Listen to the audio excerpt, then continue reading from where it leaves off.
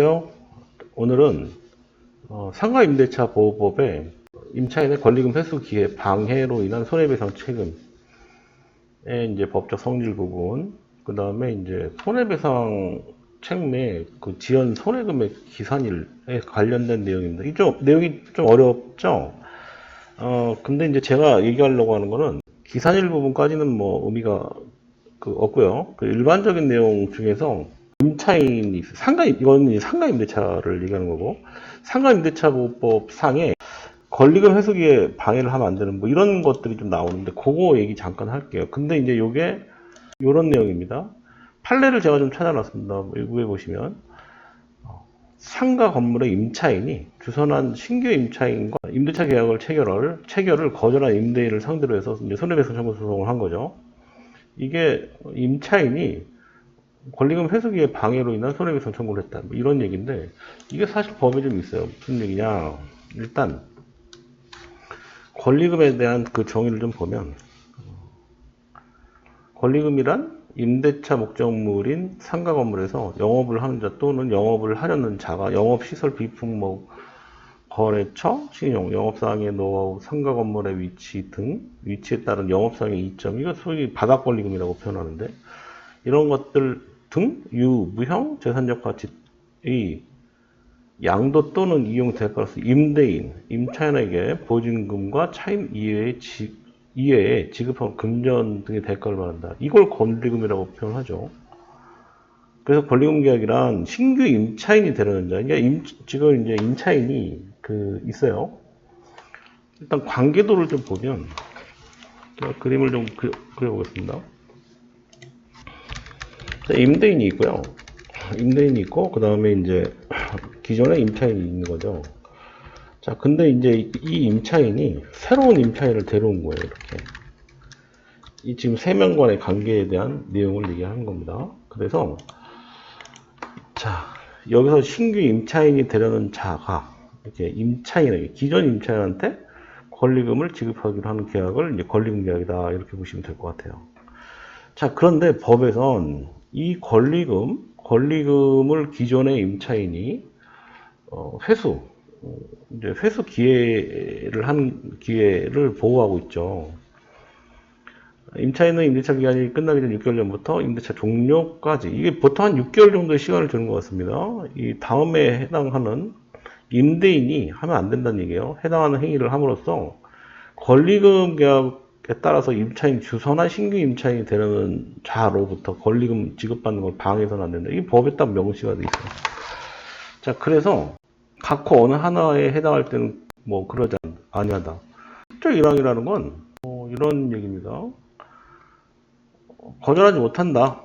다만 밑에 해당하는 경우에는 예를 들어 상기 뭐 차임 연체했거나 부정한 방법을 임차했거나 뭐 기타 등등 쭉 여러 가지 사항들이 있죠. 고의 뭐 과실로 뭐 건물을 파손했다든지 일부를 파손했다든지 멸실했다든지 뭐 불태웠다든지 뭐 하여튼 뭐 이런 여러 가지 등이 있는데, 그럼에도 불구하고 어쨌든 해서는 안 된다라고 되어 있습니다. 해서는 안 된다. 다음에 갖고 어느 하나에 해당하는 행위를 해서는 안 된다. 행위 금지 부분이 나와 있는 거죠.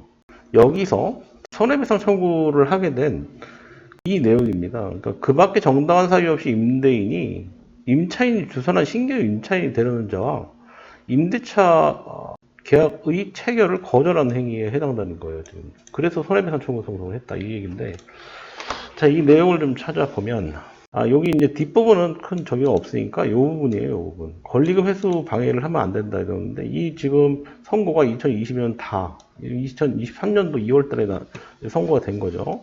상가임대차보호법에서 이 요건이 어떤 요건에 해당되는지, 그 다음에 배상 책임의 범위가 어디까지 인정을 했는지도 좀 중요해요. 그 다음에 이제 소멸시효. 이게 소멸시효가 언제 없어지냐, 뭐 이런 얘기들인데, 권리금 회수 기회를 방해한 임대인이 부담하게 되는 손해배상액은 임대차 종료 당시에 권리금을 넘지 않도록 규정이 돼 있죠. 원고가 지금 상가 임차인이에요, 임차인. 기존 임차인을 얘기하는 거고, 피고가 상가 임대인이겠죠, 당연히. 임대차 계약이 종료가 이제 되면서, 사건 개요를 좀 먼저 설명드리기 전에, 요 위에 상가 임대차 보호법이라는 부분을 좀 잠깐 여기서 좀 볼게요. 중요한 부분만 몇 개 좀 보면, 그 밖에 정당한 사유 없이 임대인이 임차인이 주선한 신규 임차인이 되려는 자와 임대차 계약을 체결하는 행위를 금지하고 있잖아요. 그런데 이 다음 각호 어느 하나에 해당하는 경우는 1항의 4호, 지금 요거를 얘기하는 거예요. 이거를 정당한 사유가 있는 것으로 봅니다. 자, 첫 번째 뭐냐. 임차인이 주선한 신규 임차인이 보증금 및 차임을 지급할 여력이 없어 보인대요. 이런 경우는 거절할 수 있죠. 그 다음에 임차인이 주선한 신규 임차인이 되는 자가 임차인으로서 의무를 당연히 의무를 위반하거나 임대차를 유지하기 어려운 사유가 있다. 이건 당연히 안 되겠죠. 그 다음에 이것도 중요한, 이것도 판례가 좀 있어요. 그 임대차 목적물인 상가 건물을 1년 6개월 이상 영리 목적으로 사용하지 않는데요. 예전에 뭐 그런 판례가 있었잖아요. 무슨 종친회 이런 데서 사용을 했다는 얘기. 그런 경우가 안 된다 이거죠. 임대인이 그러니까 임차인이 선택한 게 아니라 임대인이 선택한 신규 임차인이 임차인과 권리금 계약을 체결하고 권리금을 지급했다. 당연하죠. 그런 부분들은.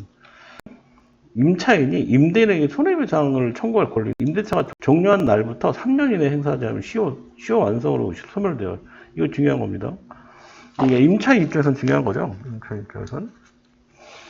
자, 어쨌든 이런 내용들이 있습니다. 그래서 요 지금 사건 내용, 사건에 대해서 잠깐 좀 내용을 보면,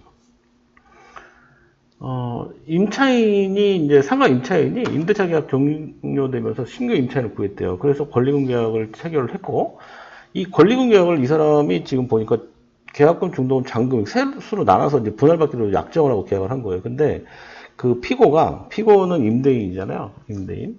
임대인이 신규 임차인과의 그 임대차 계약을 이유 없이 거절했다고 합니다. 그러니까 이에 따라서 상가 임차인이 원고가 이제 임차인이니까 신규 임차인으로부터 권리금을 받지 못하게 됐어요, 상황이. 그러니까 이제 이 원고, 그러니까 그 임차인 입장에서는 권리금 회수기의 방해다라고 해서 손해배상 청구 소송을 한 거예요. 이 원심이 이제 그러니까 1심이죠. 1심이 어떻게 판결이 났냐. 임대인이 정당한 사유 없이 임대차 계약을 체결을 거절했죠. 거절함으로써 원고, 그러니까 임차인의 권리금 회수기를 방해했다고 본 겁니다. 그래서 손해배상은 임대차 종료 당시 권리금 감정 결과에 따라서 금액을 지급할 의무가 있다라고 이제 인정을 한 겁니다. 권리금 인정 금액을 얼마로 했었냐면, 요거는 제가 그때 기억하기로 70%로 인정한 것 같아요. 70%. 30% 인정 안 하고 70%만 인정을 했던 걸로 기억을 합니다.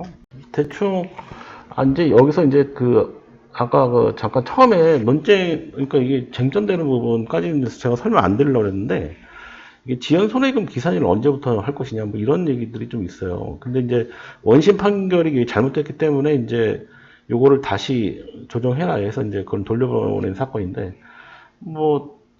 어쨌든 그 부분은 뺄게요. 그래서 그 정도까지 하면 될 것 같은데, 이 내용을 대충 정리를 해보면, 결론은, 네, 여기 이제 핵심은 요 부분이죠. 네, 핵심은 요 부분이고, 네, 그래서,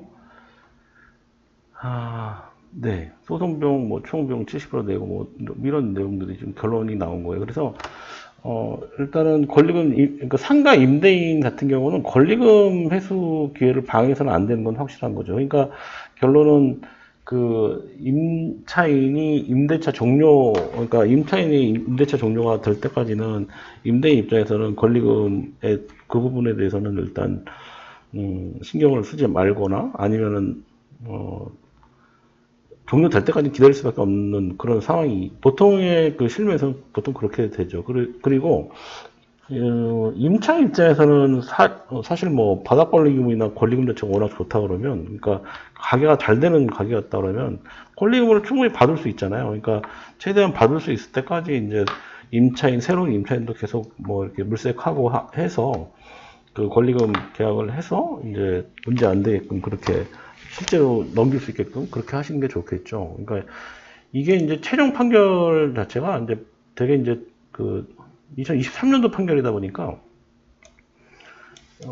요즘 상가들이 잘 안 되잖아요. 그래서 이제 이런 규정들에 대해서 이제 좀 처분이 된다 이렇게 보시면 될 것 같아요. 예.